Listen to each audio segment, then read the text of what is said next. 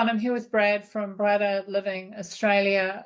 Welcome, Brad. Thank you for joining me. It is a pleasure, Elizabeth, because the more we can talk as many people as we can tell the story about the right way to invest in NDIS. We're always open to that. I love that.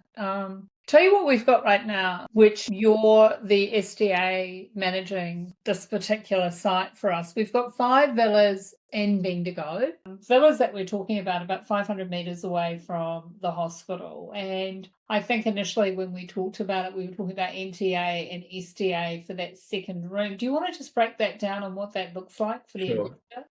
It doesn't work unless you are close to the hospitals. But for those who are purchasing a house, a villa, an apartment building, lots of developers are we're trying to help design stuff close to hospital, because hospitals, whilst they will care for you, and even take my example of, your husband who has had the bike accident, there is a point where the hospital can't do any more from you. And they're not like, out you go, mate, but they need to transition you out to make that bed available. And it's cheaper for them to fund what's called short-term accommodation or medium-term accommodation, or respite. In the case of this hospital scenario we're talking about, respite can be the hospital or the government paying for that room to be close to the hospital in a recovery mode, or maybe as a short-term, medium-term or short-term accommodation, which can be 3 to 6 months, which allows us to find, or them maybe to renovate their home so that they can go home in an environment that's accessible.